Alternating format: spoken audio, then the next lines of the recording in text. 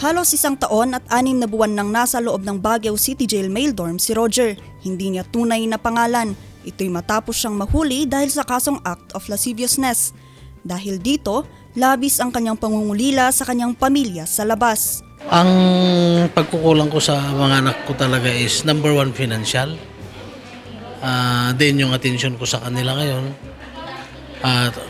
Pero dahil dito sa activities na to, very thankful ako kasi kahit papaano, naibsan yung mga kalungkutan ko, yung mga bigat ng dinadala ko sa mga pagkakataon na kagaya nito.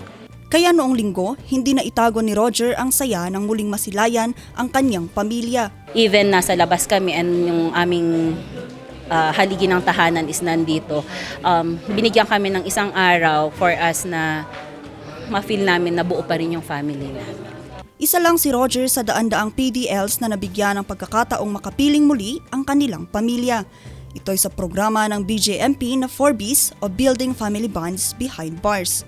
Dito sa kulungan, talagang napaka-importanting dadalaw yung mga anak ng mga PDL natin. Sila lang kasi ang nagbibigay sigla at saya sa mga PDLs natin.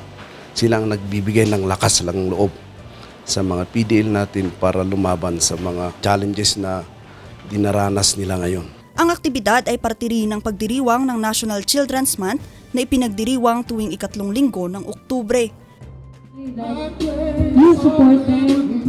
Aabot sa 7 PDL lamang ang matagumpay na nakapiling ang kanilang mga mahal sa buhay at nais pa itong maparami sa mga susunod pang mga taon.